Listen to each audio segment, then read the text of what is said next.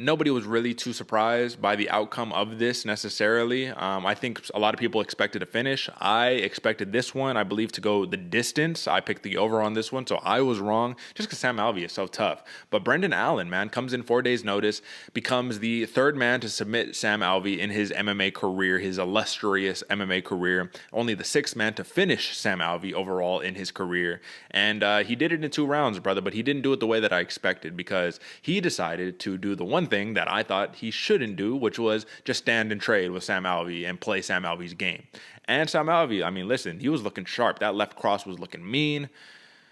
I mean, listen, first tell me what your assessment was and how impressed you were for Brenden Allen. But next we have to talk about Sam Alvey, of course. But let's talk Brenden Allen first, man. Big performance in the light heavyweight division. Is this a grappler who's fallen in love with his hands right here, AJ?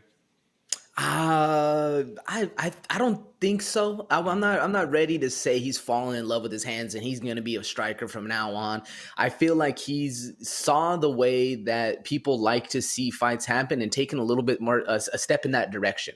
Not necessarily fallen in love because he does have the ground skills, but he sees where the money is and he sees how things get going. And with a fighter like Sam Alvey that throws so much but can get cracked and can get wobbled, then that presents an opening for the takedowns and the submissions. I think that's a little bit more of a game plan strategy than necessarily Brenden Allen falling in love with his hands. I definitely think he has the ballsy move, ballsy move going against Sam Alvey for power, especially because Sam Alvey has that Woodley style where he'll back up against the fence and then just throw bombs. And if he catches you, it's a hell of a crack. We even saw Brenden Allen a couple times get rocked pretty good, but he still stayed true. He still stayed with it, stayed in there, kept the pressure up. Very impressive for Brenden Allen. Like you said, Derek, I did not expect that at all. I was expecting him to be shooing like crazy wrestling match, providing that pressure, but Brenden Allen held true, and he actually showed some pretty good power too, man. He rocked Sam Alvey pretty good until he got that choke.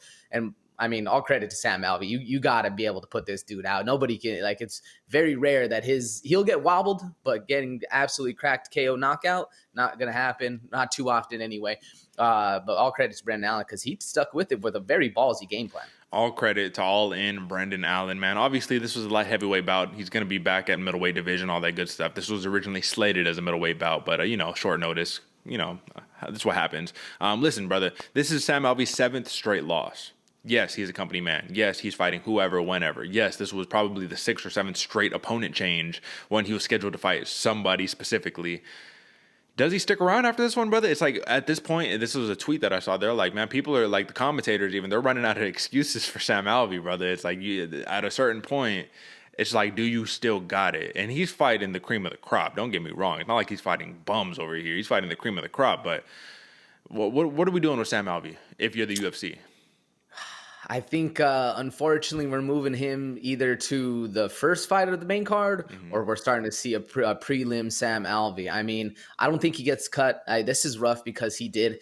And first off, too, I got to say, man, we got to put some respect. Y'all got to put some respect on Brenden Allen's name because we're doing it over here, Derek and I. He's ranked like I forget what it was on Tapology, like 70 some, where other fighters he's beat are like 30. And it's crazy, man. For a side note by there. Yeah. But anyway, Sam Alvey, he's been, like you said, Derek, fighting the cream of the crop. It's hard because this dude he's older, he's very talented, he has such a good a resume that you don't really want to put him against the up and comers but that's kind of where he's fallen in line. And until he really starts getting some wins against those people and solidifies himself as kind of that gatekeeper position, it's unfortunate. I don't want to see him retire. I don't want to see him go out like that. I do want to see him do what's good for him.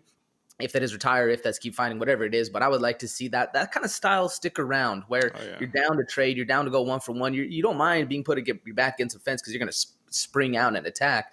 It's just he needs some wins, man. I think prelim Sam Alvey might be the best way to go.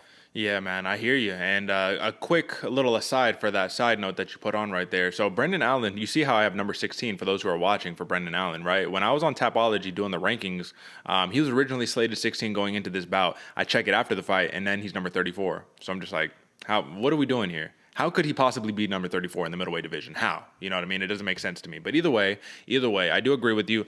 Sam Alvey, brother, you know what I mean? Listen, he's a fun fighter, man, and he shows that he still got it. It's not like this dude's washed. Like, it's not like he's like Chuck Liddell, barely able to, you know what I mean, looking like a shell of himself. Like, he's still looking sharp. Left hand is still looking, you know what I mean, nasty, looking mean, big power. But there's only so many losses you could rack up before you can justifiably be like, all right, brother, you got to either get on the prelims and then this is your last shot, or we got to move you to a different promotion. I think he could have some success in Bellator, to be honest with you, brother. I think he really could. He has that FU power that'll just push you out. You know what I'm saying? So big win by Brenden Allen. A lot of people expected this. He was the biggest betting favorite. By the time the fight closed, or the betting odds closed, I think he was like a minus 435 favorite, biggest favorite on the card. So big win. That's all I got to say on that one.